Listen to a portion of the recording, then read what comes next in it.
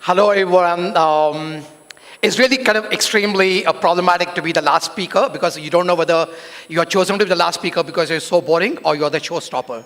So I'm not too sure which, but I'm so privileged that I've been here listening to so many people, so many wonderful people who have done so much wonderful work. I have not achieved anything much and I'm not as knowledgeable.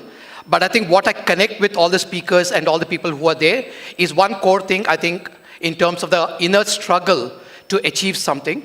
My inner struggles has been different, perhaps something which I don't even know how to talk about. But right now, we are like, the topic which is given to me is coming out proud.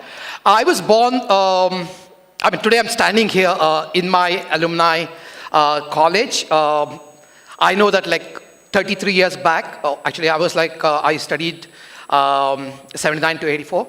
I was like a very frightened, shy young boy, always in a corner. I'm going to talk about that later. I was born in a small town in south of India, in Karnataka. I'm a Tamilian born in Karnataka. Now that already kind of conflicts you, that you are a minuscule person as a Tamilian in a Kannada space, and you don't know how to deal with it. There's a lot of commonalities, but there's also differences. Now, one of the things I'm trying to talk about today is basically how we are all informed by our identities. Now, when I say identity, it need not just be sexual identity. It can be identity of your race, religion, ethnicity, your profession. So I'm going to try to see how all these different identities can either conflict with each other or coalesce with each other. For me, it took me quite some time to kind of become proud of my roots as a Tamilian born in the Karnataka, because like you're being teased.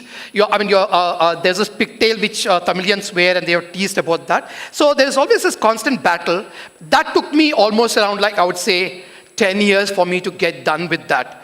My next challenge was my body. I was born with an illness right from childhood. And so I had to kind of always cover up completely from head to toe because I didn't want to show my body. I was extremely uncomfortable.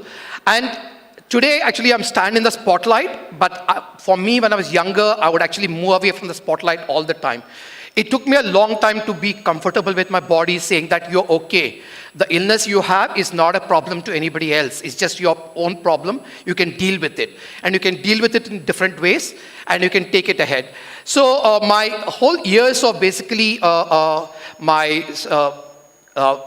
when I was studying my high school, it was traumatic because I was called names, because of my body type, but also because I was thin. I was slightly effeminate. I'm not saying I was womanly, but I was effeminate. So there is like teasing words. People call you henniga, hijada, wambado. I mean, there's various words people call you.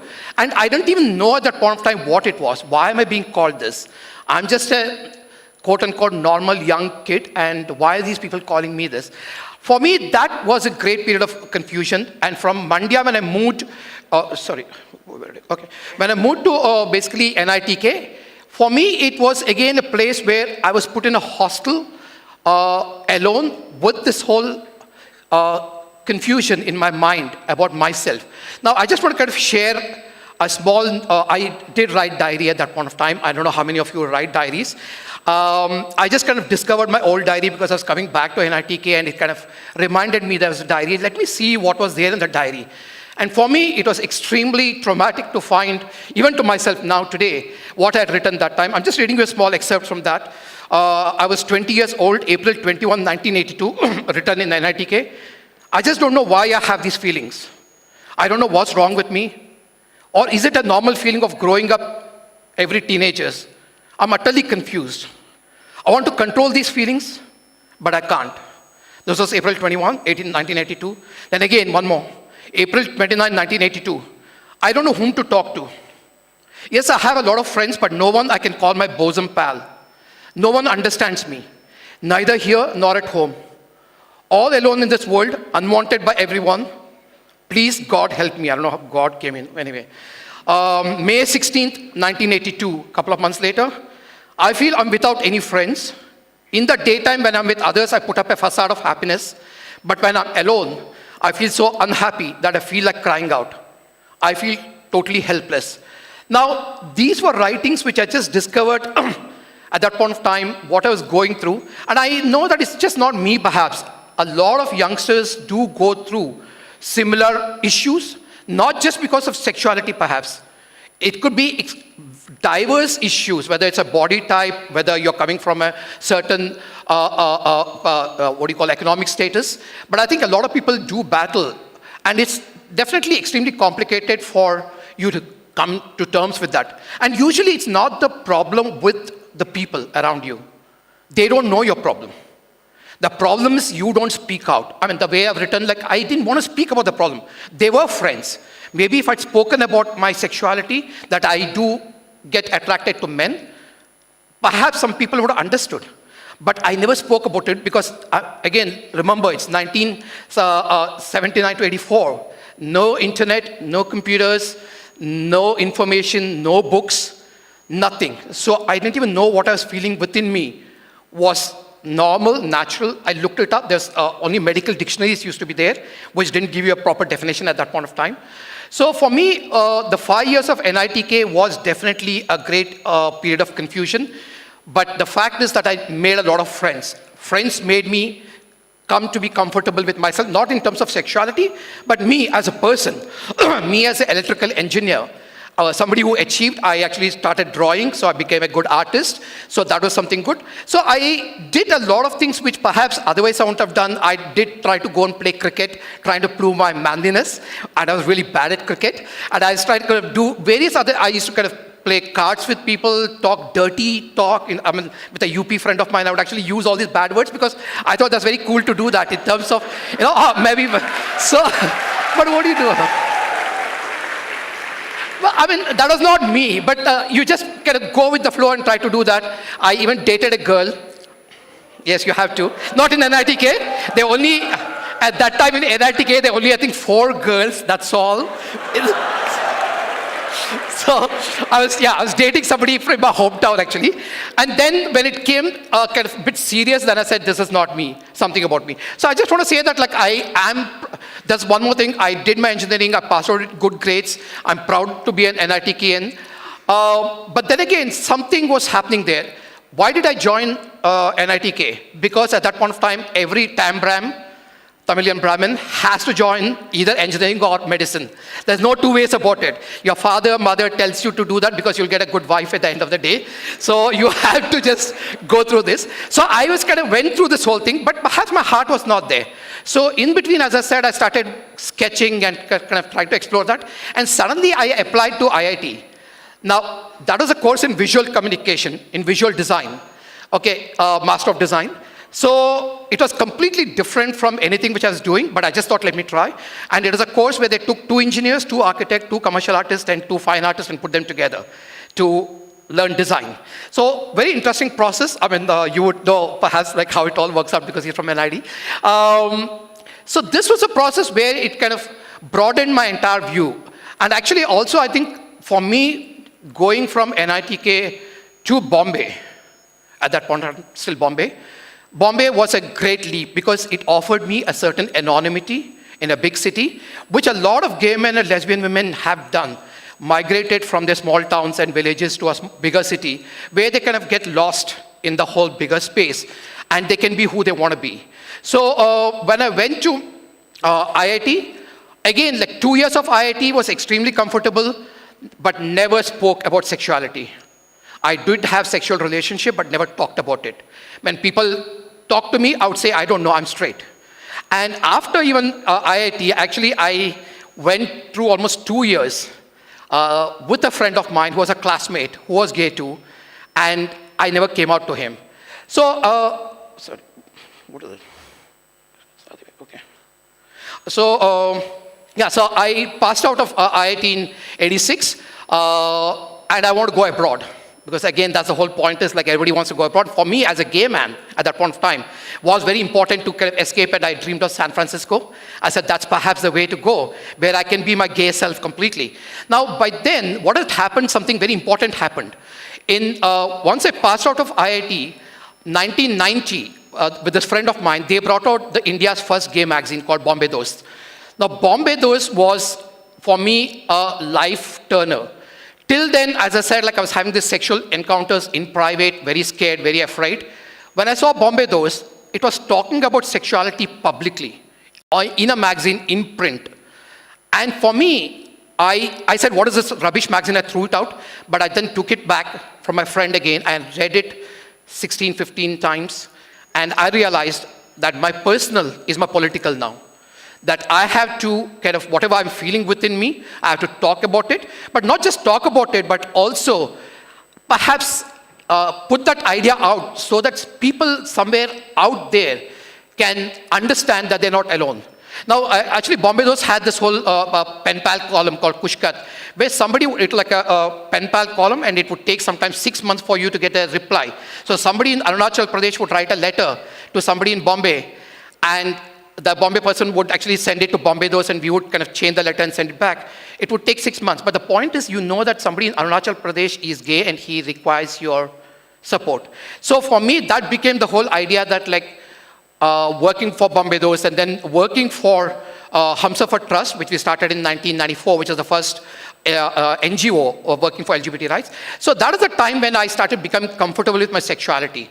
I said, this is me. Now, it's always very tough when you actually look in the mirror and for the first time you say, I'm gay. I'm not going to talk, I'm not going to hide this ever from you, anybody.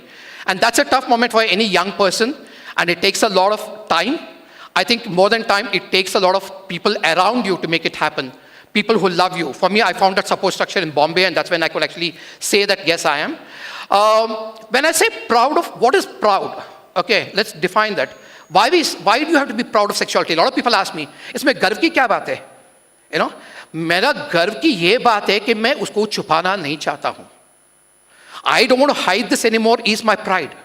That it's just one part of my overall existence. I'm talking about NITK, IITN. It's part of just that whole thing, and I'm not going to be ashamed of that one part of me. It's not the overall thing. Don't think that gay men always think about sex and have sex all the time. No. They also are, they go to office, they work in banks, they are engineers, they do all kinds of jobs everywhere, gay, lesbian people. But like the mentality of society is the fact that it's just sexuality is the only top layer. Well, in the sense that like I did assume that as a layer later on. So once I became comfortable with sexuality, I also decided that like I need to now look at how do I use this sexuality. So after I passed out from IIT, actually I started dabbling in television. So I worked with a couple of filmmakers, and then actually I did my own independent television programs, which are basically heterosexual romances. Boy meets girl, all beautiful. So I did that for 3 years. I don't know whether you know Rishte, Gubbare, Krishna Arjun, lots of serials, mainstream work, very, very good paying. It paid well, it brought me awards, but the fact is I was not happy because my community didn't have a voice at that point of time. Our stories were not to be told. So when I approached a channel, I said like, hamari beautiful gay love story hai. They said, no, nothing doing. We are family audiences, we cannot have such stories. So okay, be it so. So I kind of quit television. We started my own production company with my partner, Sagar Gupta. Oh, okay, in the meanwhile, I'd met my boyfriend. So on the streets, so at that point of time, yeah. So at that point of time, there's no dating apps and all that. So it was called cruising. So you actually meet people on the street or in the park or wherever. So I actually meet my boyfriend on the street and we fell in love. That is surprising, and we've been together for the last 23 years. So yeah, that's like,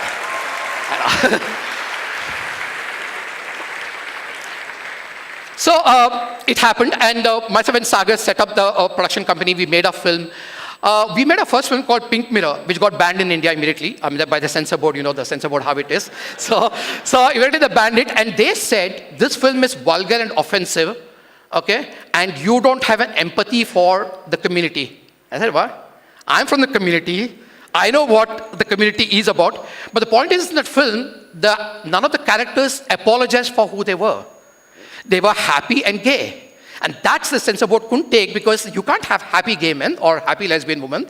They have to be crying. They have to say, God, why did you make me this? So that is the thing, and that's my first film. And then after that, I've kind of made many films. So I'm not get into that. But started using LGBT themes in the work we do. It's important that like it's extremely challenging to find money, resources. Even after you make the film, how do you reach it out? It's challenging, but that's the thing we wanted to do. So, yeah. Proud of me being a gay filmmaker. That took some time. So when I made my first film, and actually I started giving interviews, my mother said, okay, you're a filmmaker. But then I started giving interviews that I'm a gay filmmaker. My mother was very upset. So she said, like, Nani, ye kaam ke bare mein theek hai. You can talk about it, but you can't be talking about being gay. And then after a couple of years, I started saying I'm a homosexual. And that is a big, bad word. Being gay is still seen as a Western lifestyle. You can kind of, it's okay, John Abraham and Abhishek Bachchan are gay, that's fine. But when you use this word homosexual, that underlines the whole thing, and that complicates the matter. So, yeah. So it's been a long journey. I came out of my mother during the same time, and it's been almost 22 years of conversations with my mother. Conversations never end. I'm sure like it's not about sexuality. I think conversations with mothers never end. I mean, they keep going on. They ask you all kinds of personal details at the wrong time. They ask you these things. Okay. But now, then I went with my films to a lot of festivals. But then I said, like, where is the festival in India which does LGBT films? So we started Kashish Film Festival, which is like India's first mainstream film festival. We do it in theaters. Now we do it in 1,200-seater Liberty Cinema. And that's been a great feeling for all of us. It's not just about doing a film festival, but being a space where you can empower people. People feel comfortable. People come in all kinds of fancy costumes. People can talk what they want to do. And it's not just gay LGBT people. 30% of our audience is non-LGBT. And they intermingle with LGBT, and they realize that these people do not have horns or tails, and they're just normal people. अरे ये तो मेरे घर के बाजू में ऐसे ही कोई रहता है, you know? So that's the kind of, and ऐसा लगा कोई lesbian को मिला नहीं, अरे ये तो lesbian थी, अच्छा मुझे पता नहीं चला इसके बारे में. So I think that space is what we are trying to create, and people are extremely comfortable. We have almost like 17% of student population coming to the festival. It's an eye-opener for them. So it's been a very interesting journey. I'm proud of being a festival director. But I think most important was being proud of an Indian. The moment came when my film, Breaking Free, won the National Award. And I went to, yeah. So I received the award at the hands of the president. For me, that was a moment. It was an absolutely, Breaking Free is a gay film about Section 377 and the violence it does to LGBT community. Very hard-hitting, very face-on, but the jury liked it, and despite being the government, which is, they were giving a LGBT film award. And for me, that was a big thing. So I took my mother, my sister-in-law, my brother, the entire family, I took them. They were all very happy at the whole being there and seeing me receive the award. Happy moment. After 1 year after that, my mother said, show me the film. So I said, Baba, it's really not for you. Let's not do this film. No. I've seen your earlier films. Let me show this. Then after much cajoling, I happened to show the film to her. And then unfortunately, next day I had to leave. And then I got a call from my brother. 10 days she's been crying. Why Sridhar has to do this film? And also I'm in the film as a gay man. That is more problematic. So for me, as I said, conversations with mom never ended. That happy, proud moment about receiving from the president is all fine. But receiving for a gay film is a problem still, you know. So this was it. And then I think my other next moment, which has really made me more proud, was like, meeting, as I said, proud of being a gay Indian, but I think being myself, I think for me that's the most crucial, that like all these layers which I talked about, I mean I'm talking about body, sexuality, NITK, IIT, filmmaker, festival director, all these are me. Intrinsically that's who I am. That's the same person who was so frightened in NITK, sitting in the corner, not even opening his door sometimes for 2 days, not going out to eat in the mess. But that person, I think, I don't know what changed. I mean, I really don't know. I mean, where it changed. I think the change happened, as you said, I think all of us can make the change within ourselves, look at the mirror and say, I accept myself in the way I am. I'm proud of being who I am.